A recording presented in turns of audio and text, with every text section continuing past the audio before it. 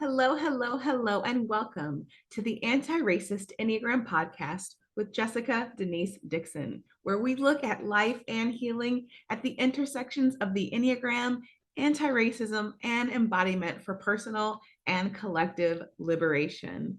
Let's go. Not trying to get by.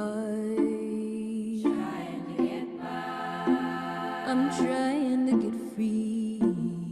Trying to get free. Not Hey, hey, hey. So, in this episode, we're talking about shame. Everyone's favorite topic above consent. It is one of those things we don't talk about shame. We try to avoid it. One of the more recent lessons that I was doing for my clients is around shame and the ways that we embody it. And I had some thoughts that I wanted to share with you. Now let's talk about shame, because shame is a tool that whiteness uses to make sure that we never change anything, that the status quo stays the same. It is a sense of worthlessness, that kind of weighs on us. The feeling that maybe we're disgraced, that we're out of favor. Even it can come with the feeling that we shouldn't exist. Again, it's wielded by whiteness to stop people from questioning. And in this society, we often don't have the tools to move through shame, because if we knew how to move through shame, there would be a lot less dehumanization. We'd actually see one another for who we really are, in the fullness of our humanity, and the beauty of our humanity. So often when we feel shame, we can turn inward. We can sometimes become really unkind to ourselves, and we can internalize that there's something wrong with us, rather than there was something that we did and it just didn't really work in the time, in the space. It was inappropriate. We didn't made a mistake. We internalize that something is wrong with us. So we have to learn actually to move through shame, acknowledging it as an experience, as an emotion maybe, rather than who we are. No emotion is who we are. So we may feel shame because of an experience with another person, because of a situation that embarrassed us. We may also because of our Enneagram type's default patterning. Each of us have kind of our own things that we feel ashamed around. A type 1 sometimes feels shame when they make mistakes. Type 2s might feel shame when they want to be helpful and someone says no. Type 3s might feel shame when they feel like they failed. A type 4 might feel shame, well, all the time. But that's just an Enneagram joke. That's just an Enneagram joke. 4s, don't come for me. I'm just messing with you. But they may feel shame if they feel conscious about the impression that they've made around someone or how they're being perceived. A type 5 might feel shame if someone asks them a question and they don't know the answer to it. A type 6 might feel shame if they don't feel like they're adequate enough to prevent bad things from happening. A type 7 might feel and avoid shame, from feeling grief or anger. A type 8 might feel shame from the sense that they feel like others are perceiving them as weak, and they feel maybe like they are weaker than their ego structure would give them space to imagine for themselves. A type 9 might feel shame if they feel like they've disrupted someone else's peace, or they've made too big a deal of themselves. We also might feel shame because of unresolved trauma. But shame is not an identity. Experiencing shame is often a sign that we have some sort of self-consciousness, meaning we're aware of ourselves and we want to be perceived in a specific way, which isn't a bad thing. It can be a sign of others' consciousness as well, depending on the situation, right? It's an emotion or an experience. It lives in our body. It lives in our nervous system. I often find when people are deconstructing from old harmful religious teachings, part of the work is restructuring their understanding of what actually is shameful versus what they've been taught that they should be ashamed of.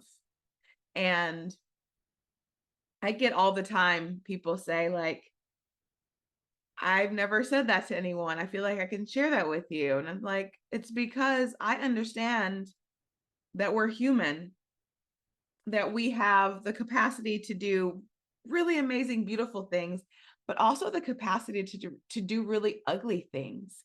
And when we learn to move through shame, that is what changes us.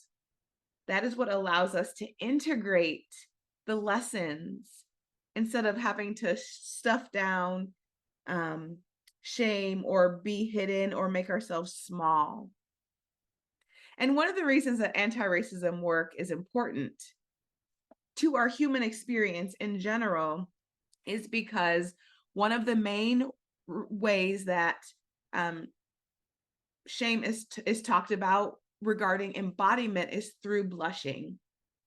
So blushing is when the cheeks get red with embarrassment.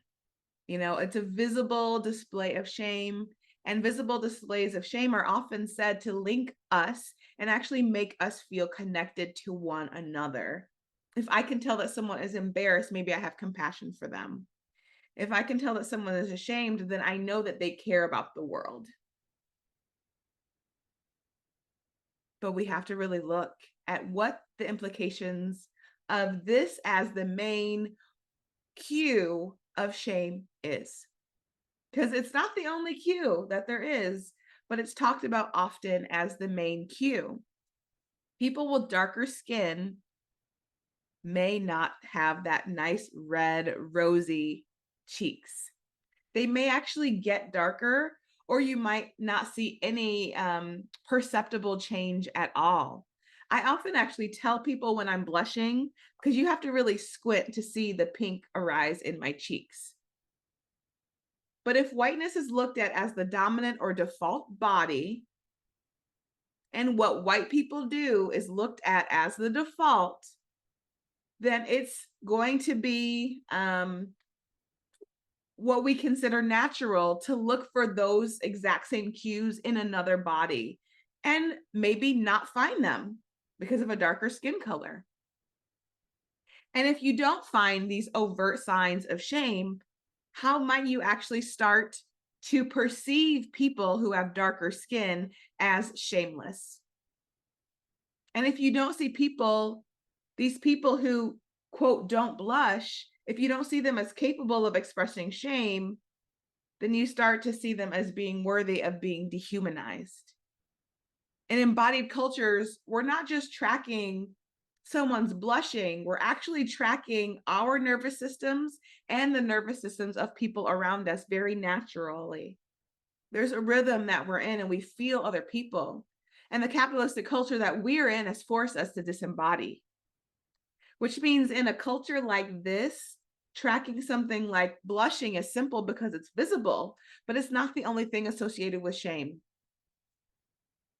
There are, flee responses and freeze responses that we often do when we feel shame. There are other things and other things that we can get curious about. But if that's what we're tracking, that's what's at face value, then you will by default skew toward seeing whiteness and white people as more pure and more innocent because they blush. They blush, which means that they're embarrassed. They blush, which means that they're more human. But if you're not looking and seeing that there are other signs of shame, then it's going to be easier for you to not register those other cues within people who have darker skin, which means that people who have darker skin are going to be viewed differently and potentially as less human. So we have to do the work around this because it's not going to happen on its own. It's not going to happen on its own. It has to happen with attention. We have to get curious about how and why we view people the ways that we do and the subtle ways. When we talk about implicit bias, this is one little thing that shows up for us, right? One little thing. How might, if I see blushing as the sign, as the predominant sign of shame, of embarrassment, and of people being human, how might, if I can't pick that out in someone who has darker skin, lead to me seeing them as less human? We have to get curious about these things. And we have to reclaim our bodies and do the necessary nervous system work. We have to choose people. We have to choose to see people as human despite socialization into whiteness.